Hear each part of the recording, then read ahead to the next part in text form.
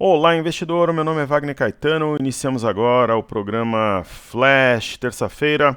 Sol aqui em São Paulo, 27 graus. Eu desejo um excelente pregão a todos, muita saúde e muita paz, e que a Top Traders possa ser uma variável positiva e faça diferença na sua caminhada na renda variável. Eu vou começar os trabalhos de hoje prestigiando os nossos amigos aqui do YouTube. Deixa eu tirar o som aqui que fica sempre melhor, né? Não tem problema de dar eco nem nada. Deixa eu pausar aqui e tirar o som. Legal. Feito. E eu fiz questão ontem de não olhar os comentários para ver qual que seria o tom. Mas até que a galera foi tranquila aqui. Eu queria ver, porque quando é um pregão favorável, né? Eu queria ver o comportamento do pessoal num pregão desfavorável, mas foi legal, bacana. O Carlos Flá, querido amigo prestigiando a gente, ele diz o seguinte: boa tarde, professor Wagner, tudo bem? Mercado difícil há 20 anos na luta. Eu vou completar em outubro desse ano 20 anos no mercado financeiro. Muita gente que está a esse tempo faz muito drama, né, tal. Eu acho que é um privilégio, você aprende pra caramba, cresce como ser humano, tem contato com todo tipo de ciência, de informação, eu gosto. Mas jamais pensei passar por essa sequência: pandemia, política brasileira, a guerra entre Rússia e Ucrânia, posteriormente eleições no Brasil. Praticamente um doutorado, só tendo muita paciência, equilíbrio e gestão de risco. Está corretíssimo, né? O mercado ele passa por uma sequência de situações complexas. E vamos ver, a pandemia praticamente acabou. É claro que é precoce, né, a gente afirmar dessa maneira, mas eu não duvido que logo, logo, não somente o Rio de Janeiro, mas outras cidades, né, suspendam o uso de máscara, pelo menos em ambientes externos e tal. Muitos ativos, na minha visão, ficaram na mão dos ursos, muito capital estrangeiro para poucos ativos. Ou não tem fluxo para todos os setores, né, eles distribuíram principalmente nas blue chips, e muito capital vendido institucionais para a maioria dos ativos. O mercado precisa de algo novo, que seria um cessar-fogo e acordo entre Rússia e Ucrânia, concordo com você. Haverá muitas consequências sobre inflação no longo prazo com toda essa situação posta, chega a ser impossível calcular os impactos. O Brasil está encaminhando para as eleições, que torna tudo mais complexo. Grande abraço, professor. Eu lembro, Carlos, quando teve o Brexit. Quando o mercado recuperou, foi um movimento forte. Eu acho que pode acontecer o mesmo, porque existe demanda reprimida, mas tem que começar. E aqui no Brasil basta não ter intervenção, né? Ontem falou-se sobre a Petrobras, o ativo caiu e arrastou o mercado. Ontem poderia ter sido um dia, não vou dizer de alta, mas de mercado lateral aqui no Brasil, não fosse essa intervenção, porque não impacta só na Petro, impacta nos bancos, que são credores, nas outras estatais e no mercado como um todo. O João Vinícius, boa semana, nobre Wagner. Devido à guerra Ucrânia-Rússia e a queda até nas bolsas internacionais, sobretudo nas maiores, Estados Unidos e China, apesar do investimento estrangeiro no mercado brasileiro, não seria agora um retrato mais fidedigno da realidade? Eu acho que no exterior sim, só que o Brasil é a bola da vez. O que derrubou aqui ontem foi a Petrobras, né?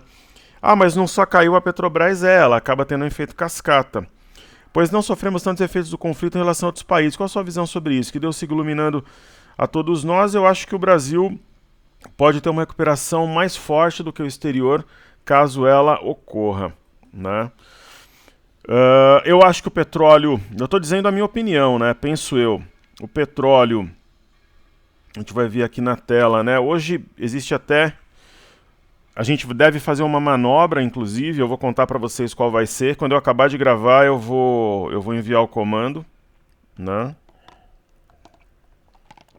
Então o que a gente vê aqui? Um petróleo forte, ele sinaliza, mas acaba sendo entendido como oportunidade, um movimento, tanto em Londres quanto em Nova York.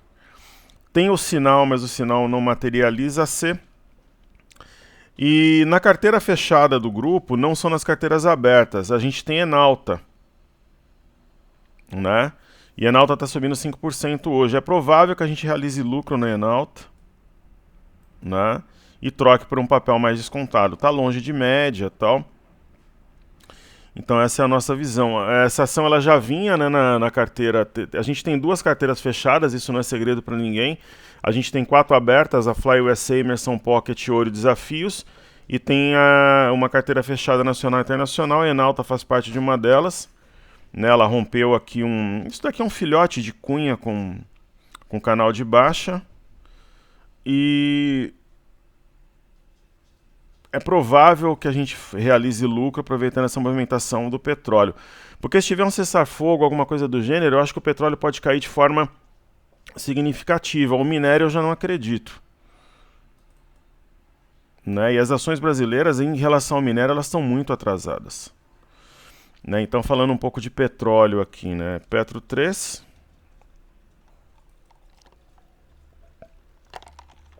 A gente tem aqui na tela. Né? Dá um sinal de recuperação, mas a barra é muito forte. Né? O divisor de águas, no meu entendimento, 34,42. Nós temos Petro 4. Né? Petro 4 é possível até que nós tracemos uma LTA. Serve como referência, é praticamente um canal, né?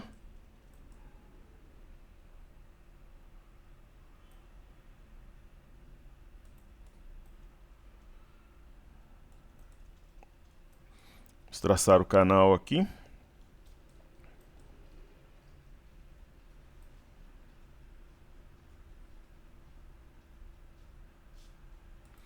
Pessoal, o que eu acho desses movimentos da Bolsa que a gente tem vivenciado, né? Eu continuo acreditando no cenário de recuperação, em forte alta para alguns ativos no grupo interessante no mês de março. O que eu sempre falo de forma sempre sincera, né, para os alunos, para as alunas é assim. Primeiro, né, o investidor, a investidora, então isso daqui é o desenho da Petro, é só terminar aqui dos RRRP3. Não. Atingiu provavelmente um alvo aqui de simetria. E nós temos a Prio. Né, a PetroRio também numa região de resistência, subindo bem hoje.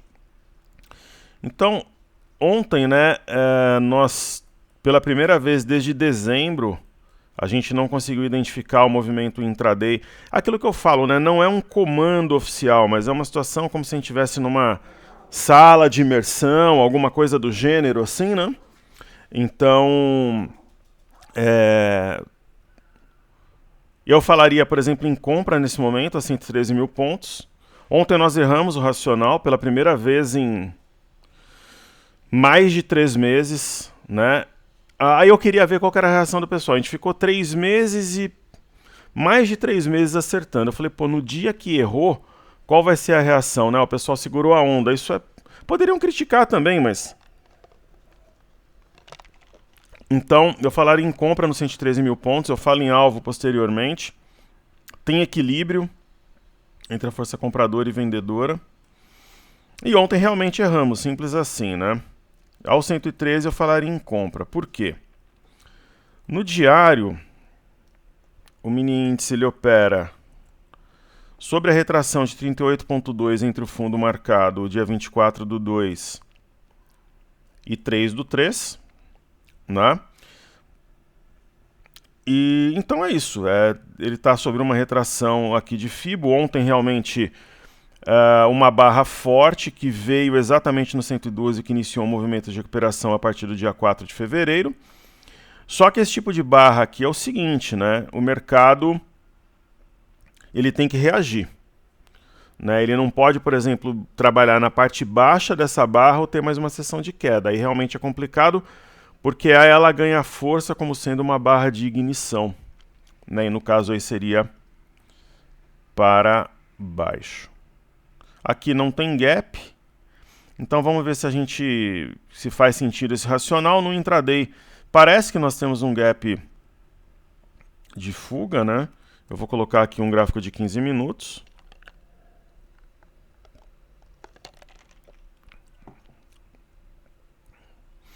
E eu particularmente, existem umas teorias, né? O investidor que passa pelos momentos de turbulência no mercado, ele fica mais forte. Pessoal, eu acho que é muito relativo, porque cada situação é uma história, né? Você tem que ter uma capacidade muito grande de identificar semelhanças de um movimento com o outro. Por exemplo, em dezembro, quando estava a 100 mil pontos, que existia um consenso no mercado, de mercado a 90 mil pontos, fim de mundo, e a gente bancou uma situação acreditando numa recuperação, uma das bases que eu utilizei foi um provável fluxo russo para cá, seja de dinheiro russo ou de investidores que lá o fariam. A gente viu o caso do MCI, do Morgan Stanley, que eu li ontem, que o nosso querido aluno colocou. Então, você tem que identificar e tentar ver a semelhança para usufruir do seu conhecimento e uma situação parecida, poder implementar um racional e tal. Então é isso, né? Aqui tem o potencial de fazer um pivô de alta, teria que para isso romper a máxima do dia. E eu vou continuar com os comentários, depois eu volto ali. Temos o Marcos Pereira, caro professor, coragem, força, fé, saúde e paz, vamos que vamos. Eita, trem difícil essa bolsa, sem dúvida nenhuma, né? A gente passa por um momento desafiador, mas eu estou bastante otimista. É aquela história, se você, por mais provável que seja um cenário, se você alavancar, tentar girar carteira para diminuir médio no day trade, ficar trabalhando de forma alavancada, pessoal, quando o mercado está volátil, qualquer vento é tempestade. Então tem que ter serenidade, paciência, né? E, na minha visão, os ativos, especialmente aqueles que a gente tem em carteira, têm um potencial muito grande. Então tem que ter resiliência mesmo, eu acredito. E aquela velha história que eu falo, Marcos, o aluno, a aluna, ele não precisa estar na bolsa. Estar na bolsa é uma escolha, né? Então eu vejo uma abordagem padrão assim entre os influencers, entre os professores e professoras. Não estou dizendo que ninguém é melhor que ninguém, muito menos eu, longe disso. Mas eles falam uma língua, você tem que proteger teu capital, você tem que colocar o stop, você tem... Como se a pessoa fosse obrigada a estar na bolsa. Ela não é. Né? Você pode escolher não investir ou investir até na bolsa, mas em fundos imobiliários, por exemplo, ou em renda fixa, né? Então é isso que eu acho bastante curioso. Então ele fala o seguinte, eu acredito que teremos 2 termômetros para o Ibov voltar a subir com firmeza, um no próximo dia 9, quando as operações serão encerradas na Rússia, talvez haja uma enxurrada de dólares para o Brasil. Bastante inteligente teu comentário, eu também acho, e certamente cessar fogo. Se tiver os dois ao mesmo tempo... Eu estava falando com 2 alunos ontem à noite, né? Eu fui na padaria, eu tô com um imóvel aqui para alugar, tal, e aí fui na padaria para fazer uma reunião, deu tudo certo, foi alugado, tal.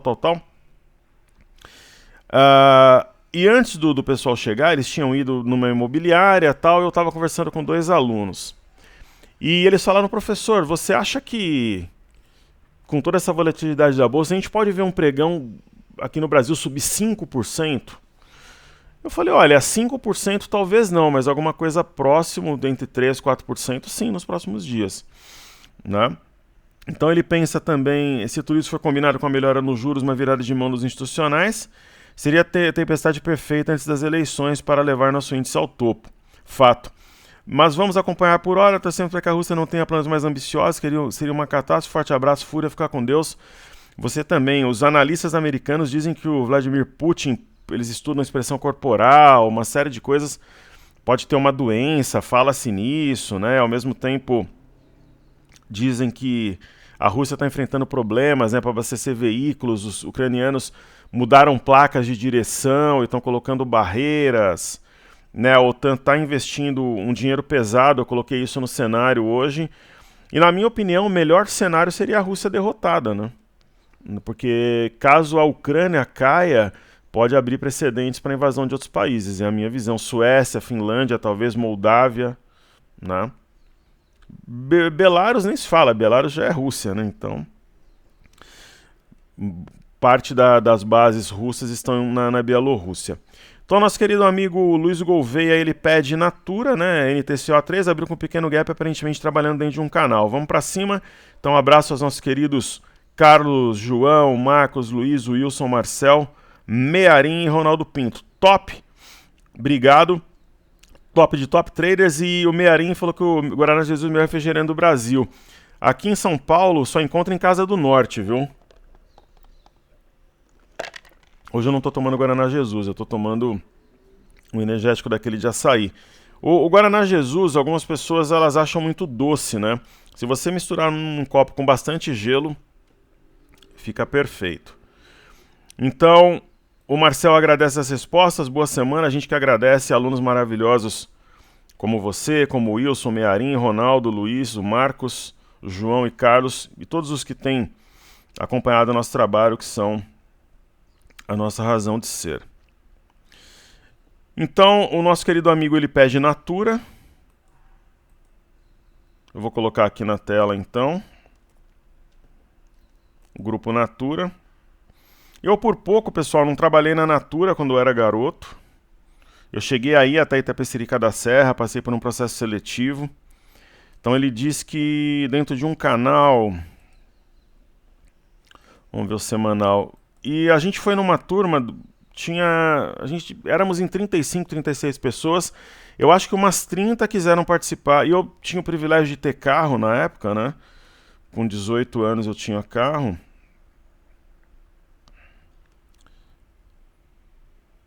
E legal, já vi aqui se eu tinha anotado alguma coisa, tá tudo certo. Então eu tinha carro, tudo na época. Falei, pô, pra mim vai ser uma boa. E a gente fez um processo seletivo bem complexo. A gente passou um dia lá. E, pô, você tá com a mesma turma há quase 4 anos, né? Você sabe quem que é bom nisso, quem que é bom naquilo. Teve uma série de exercícios ali, processo seletivo. E quando nós saímos de lá, era praticamente eram 2 vagas, uma unanimidade em quem seria escolhido, né? Porra, eles escolheram, assim, as pessoas mais improváveis, né, inábeis, tal, tanto que elas não ficaram 3 meses na empresa. E depois, quando a Natura veio atrás de algumas pessoas, inclusive de mim, a gente já estava empregado, né? Eu já estava trabalhando lá na Videolar de Alphaville, à noite, ganhava adicional noturno, hora extra, troquei, e outras pessoas estavam até em outros estados já, né? Mas assim, se fizesse uma lista de 30 pessoas, acho que as 2 escolhidas estariam entre as 5 últimas, sem desmerecer ninguém, né? As habilidades que foram exigidas ali no processo, as pessoas... Nós estudamos a mesma turma há quase 4 anos. Foi até um negócio engraçado, mas foi uma experiência bacana e eu sempre me lembro, né? E o que eu vejo aqui sendo objetivo? Um fundo duplo com eixo a 26,73, um grande potencial de alta. É o que eu vejo em Natura. Então o que o Wilson comenta? 2 de maio de 2020, revista Forbes. Warren Buffett discurso e diz, nunca aposte com os Estados Unidos, e agora, bear market... Warren Buffett poderia se posicionar. O que você acha, professor? Vamos lá. Eu acho que muita coisa pode mudar com esse lance da guerra, né?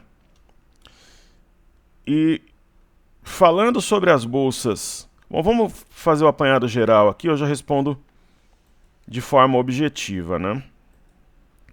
Então, por exemplo, a gente olha a bolsa da China. A bolsa da China parece que tem um oco. Então é uma queda generalizada, né? Tá caindo 4,47, uma região de suporte. Eu vou olhar só semanal. A gente vê Japão. O Japão já tem um desenho de topos e fundos descendentes e tá bem perto aqui de fechar um gap, tem um topo anterior. Será que fecha? Eis a questão. Eu, nesse momento, seria comprador na China e Japão. Então, por exemplo, se você me perguntasse sobre o China 11, né? O que eu faria... A 10, a 9 e tal, não seria comprador. A 6,63 eu acho que vale a pena. Longe da média de 21. Você pega aí o semanal. Né? Você pega um gráfico diário, por exemplo. Né? Já faz sentido pensando, mas tem um pivô de baixa em andamento. Mas é o que eu falei, a 10, a 9, a 8, a 7, mas a 6,63 eu acho que faz sentido.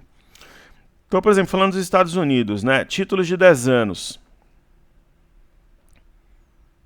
Uma neckline de uma possível marcação de fundo, tem 2 topos anteriores e vários suportes aqui. A média de 21 é o divisor de águas, em que a compra e a venda no curto prazo. Como é que estão os futuros americanos? Eles estão operando de forma mista, observando, por exemplo, voltando ao semanal, o semanal, né, observando o semanal do índice Nasdaq, se há uma simetria em andamento ela foi cumprida. Porém, eu entendo que a região de 13.100, ela perdida, ela acionou um pivô. Né? Então precisaria voltar a trabalhar acima desse patamar. Respondendo coletivamente uma pergunta que um dos meus alunos me fez ontem, ele falou: professor, eu lembro que na virada de novembro para dezembro de 2020,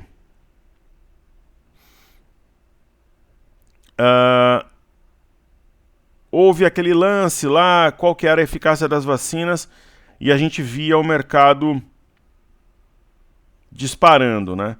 Pode acontecer alguma coisa semelhante? Pode, né, em relação à Rússia e Ucrânia. Mas ali você tinha vários laboratórios divulgando eficácia, então cada vez que um laboratório divulgava, né, alta eficácia, a bolsa disparava.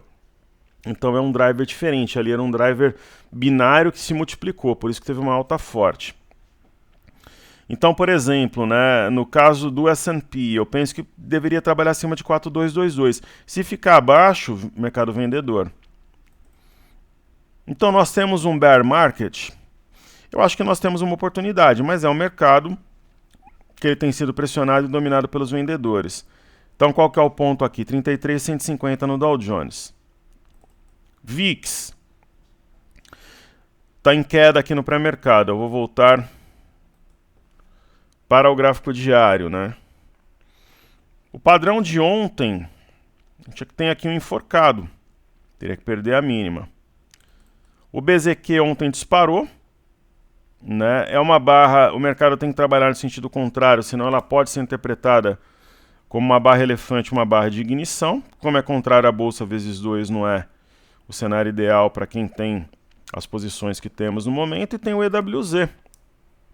EWZ está subindo 1,15 no pré-mercado e simplesmente ele veio na média de 21, mas aqui ele precisa reagir. Sessão negativa ou negociar na parte baixa de uma barra dessa não é bom negócio. Perfeito? Bolsa do Reino Unido. Que eu vou usar o semanal também. Trabalhar contra uma barra de quase 7% de queda é jogo duro. Porém, essa região motofundo, 1, 2, 3 vezes de maio do ano passado para cá. Então ela não é qualquer região. A gente fala em Bolsa de Paris. Essa barra, o mercado vai ter que ter muita energia e muito capital para trabalhar contra ela, porque Paris caiu 10% semana passada. Aí eu vou mostrar aqui qual que é o meu racional. Então, semana passada, Paris caiu 10%. Reino Unido caiu 6,71%. Eurostock 50 houve uma queda de 10,84%. Sim. E o índice DAX caiu 10,11%. Então, as bolsas na Europa, elas caíram 10% na semana passada. Qual que foi o movimento do Ibov na semana passada? A alta de 1,18. Então é uma das teorias que eu tenho que mostram que o Brasil é a bola da vez. Cara, as bolsas na Europa, 10% é cenário de fim de mundo. E aqui caiu, aqui subiu 1,18. Como é que ficaram as bolsas americanas na semana passada? Aí caíram menos, ó. 1,30, Dow Jones, S&P 1,27, 2,78 o índice de tecnologia NASA, que costuma ser inversamente proporcional aos títulos norte-americanos, por exemplo. Então é isso. MME, fluxo para mercados emergentes. Nós temos uma forte queda. Eu penso que praticamente duplicou esse canal, assim a gente pode considerar. Então é uma região propícia e interessante para a formação de um fundo. Nós temos o DXY talvez aqui com sinal de topo. E Bovespa em dólares, média de 21, então é uma correção teoricamente normal. Vamos dar uma olhada no BOVA11 aqui fazer um negócio diferente, ó. Precisa reagir. Ibov é a mesma coisa, trabalha contra uma barra dessa. E a mesma coisa aqui o mini índice. Aí eu vou trazer para o Cartesian para a gente ter uma visão diferente. Então, juros encontraram uma região alvo, podem começar a ceder a partir daqui. O WDO está de lado praticamente, né, no range volátil, mas ele volta para uma região praticamente central em torno da média de 5, sem definição. Você vê que existe pressão vendedora, tem um oco invertido, neckline está por aqui, mas ao mesmo tempo, se você observar de forma mais detalhada, tem um oco também.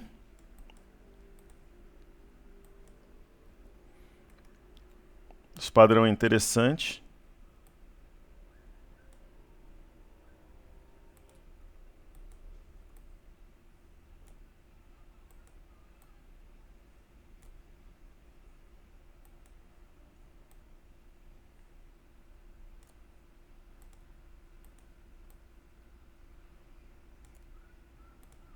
Correto? Aí o Ibov, uma visão um pouco diferente, né? Está sobre a retração de 38,2 e tem um alargamento. Então, como vem de um movimento prévio de alta também, no meu entendimento, mais provável para a parte alta do alargamento.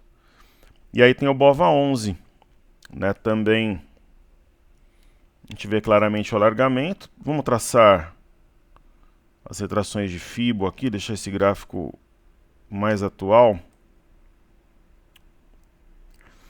Então, ó, eu vou traçar Fibonacci.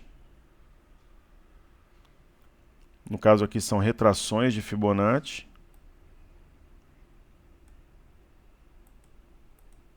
Volume projetado alto, mas nem sempre também atinge. Às vezes está projetado alto. 105,10, 111,66.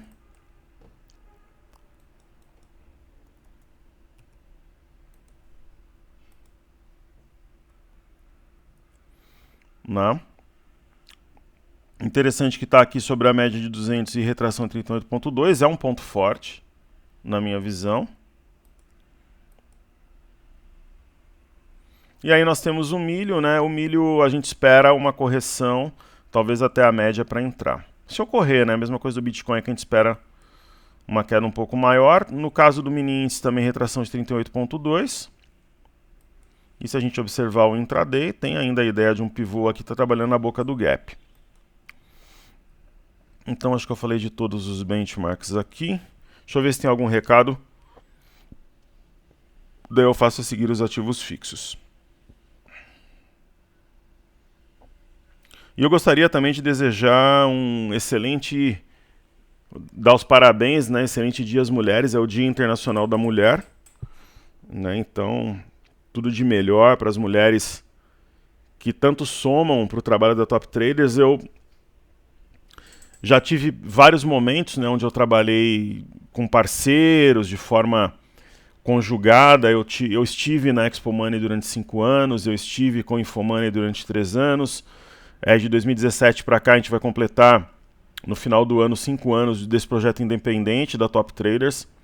Eu tive parceria já com plataformas, né? Fui sócio do Cartesian e sempre trabalhei com muitas mulheres e tive muitas alunas nos grupos, né? Desde a época da Expo Money. Eu acho que pelos valores que a gente prega, pelos princípios, respeito, né? Então isso atrai bastante o público feminino pela linguagem que a gente utiliza também. Então eu queria agradecer a todos os homens e as mulheres também que fazem parte do projeto da Top Traders, né, que estão nos grupos, interagem, algumas há muitos anos conosco. A minha equipe da Top Traders, eu teria que fazer a conta aqui, mas acho que 70% são mulheres, ou 75%, 80%. Né? Eu nunca tive um atrito com a minha equipe, uma discussão, um desrespeito. Né? Claro que nem sempre a gente concorda, mas tudo é feito de forma respeitosa. Então eu tenho orgulho de ter muitas mulheres na equipe, também como alunas. Ok? Maravilha. Então, recado dado. Parabéns mais uma vez.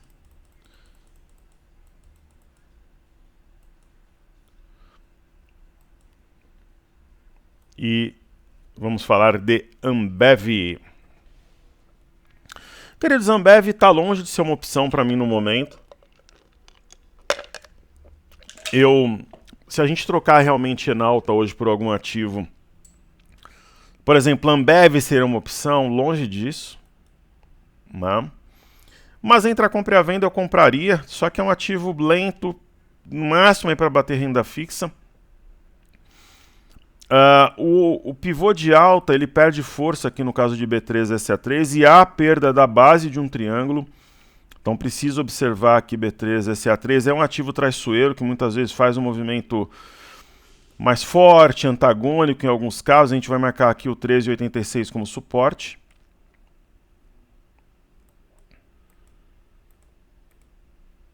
Né? E aí temos aqui o 13,35.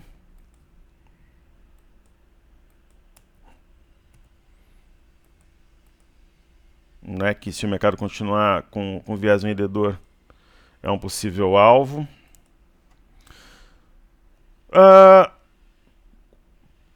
Uma das máximas aqui, né, do que a gente prega da nossa metodologia, né? Por exemplo, quando o ativo aqui, Banco do Brasil, estava negociando a 35 e pouco, existe um otimismo, só que o ativo está esticado e fechou o gap, né? Nesse caso, aí tem duas situações aqui.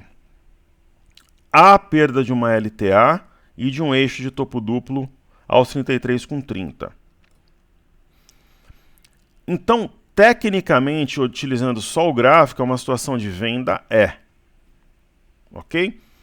Agora, para quem vinha comprado no ativo, onde é que estava o stop? A perda de 34,46. Estopar agora, eu não faria. E nesse momento, entre a compra e a venda, eu compraria. Pô, professor, mas você está falando em operar contra a perda de um topo anterior, de um eixo de topo duplo, fechou gap. É o contexto. Né? Essa é a minha visão. E você pode colocar um stop abaixo da mínima. A mesma coisa Banco Bradesco. Eu acho, eu penso, eu interpreto 23,10 como um ponto errado de compra, um ponto caro. 19,43, na minha visão, é oportunidade. Aí Itaúsa eu interpreto da mesma forma. Tem um pivô de baixa acionado a 9,72 e tem um oco em andamento. Eu acho que a neckline passa pelos 10 aqui, se você for ver de forma mais detalhada. Porém, está fora da banda. Eu acredito mais na formação de uma pinça.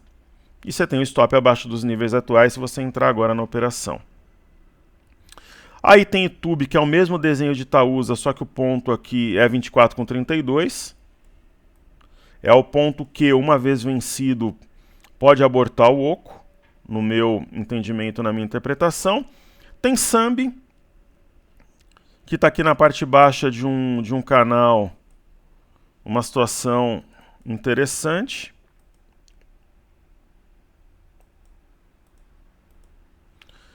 E BPAC, que faz parte também do nosso portfólio.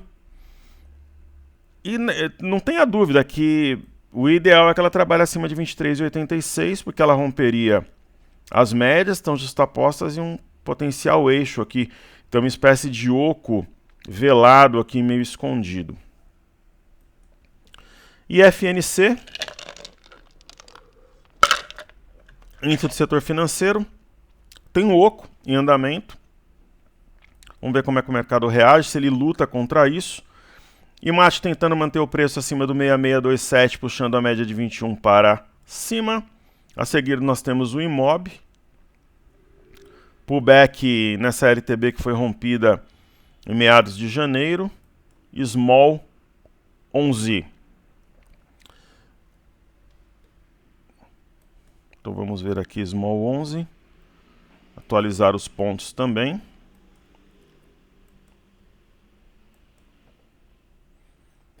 Aqui em Small 11, bandas de Bollinger justapostas. O interessante seria trabalhar acima de 106,49, que passaria a ideia de um rompimento falso. E o volume de ontem ele preocupa um pouco, sim. Mas é o que eu comentei nos grupos de Telegram. Ontem houve uma queda mais forte, Eu gostaria de acompanhar detalhadamente todo o pregão de hoje, observar livro de ofertas, todas as movimentações, para tomar uma decisão ao final da sessão. É assim que a gente trabalha. Então, ó, não precisa nem falar, né? Índice de consumo lá embaixo, né? Precisaria ter uma barra forte que rasgasse aí o gráfico. Índice de energia um pouco mais equilibrado. Talvez, né, montando o sinal de fundo fora da banda, dentro da banda. CLTA não se aplica. E aí eu falei de Petro, temos a Vale. A Vale atingiu o objetivo, né? Quem acompanhou o nosso racional de compra na LTA, chegou o momento de realizar lucro, na minha opinião, simples assim. China 11 nesses níveis eu penso que é oportunidade. Cury